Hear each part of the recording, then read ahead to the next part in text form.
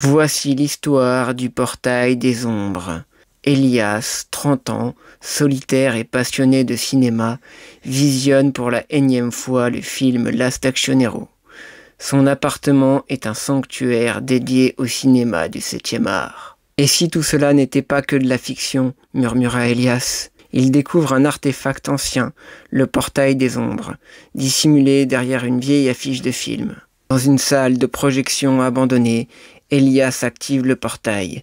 Une lumière intense l'enveloppe. Il se retrouve projeté dans l'univers de American Psycho, face à Patrick Bateman. « Bienvenue dans notre réalité !» lui dit Patrick Bateman. Et alors, Elias utilise le portail des ombres pour ouvrir et libérer les antagonistes emblématiques.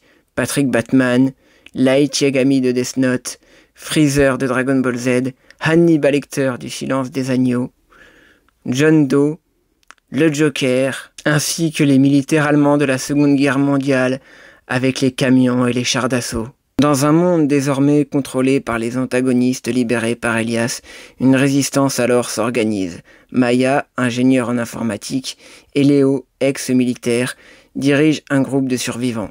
« Nous devons trouver le sceau d'équilibre pour refermer le portail, dit Maya. Des alliances inattendues surviennent. La résistance découvre que certains personnages fictifs, bien que considérés comme méchants, sont opposés au règne d'Elias.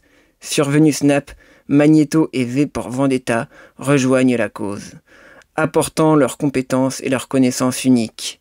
Elias a brisé l'équilibre, il faut le restaurer, dit Magneto.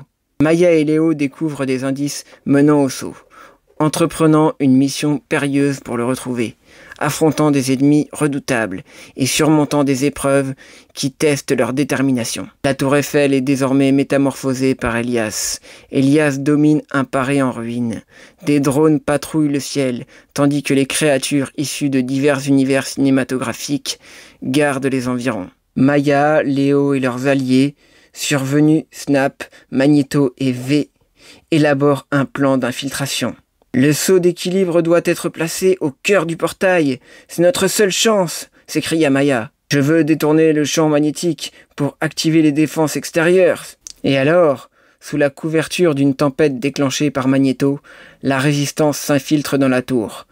V neutralise les gardes avec précision, tandis que Snap utilise des sortilèges pour masquer leur présence. Elias a alors fusionné avec le portail et est entouré d'une aura d'énergie instable. Il observe l'approche de Maya et Léo. « Vous êtes venus assister à la renaissance d'un monde parfait !» s'écria Elias. « Un monde sans liberté n'est qu'une prison dorée !»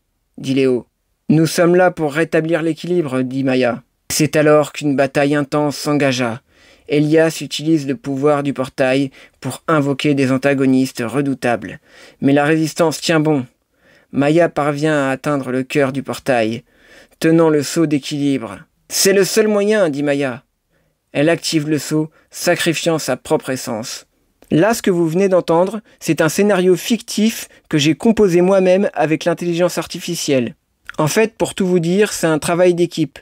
Je dis pas que c'est l'intelligence artificielle qui a tout fait, mais j'ai donné une trame à l'IA de ChatGPT en lui disant qu'est-ce que je voulais comme type de scénario, les idées que j'avais en tête.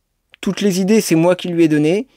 Et lui est allé piocher plein d'informations qu'il avait.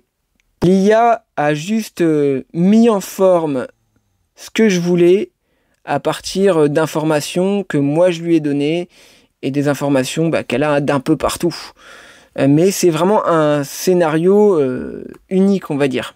Je lui ai même demandé est-ce que c'était possible par la suite de faire une autobiographie de ma vie à partir d'éléments que moi je vais lui donner. Et lui, il peut mettre ça en forme pour que ça soit agréable à lire, etc. Voilà, dis-moi ce que t'en penses en commentaire, donne ton avis, ça peut être sympa, et puis même, j'ai peut-être le projet d'écrire une suite après.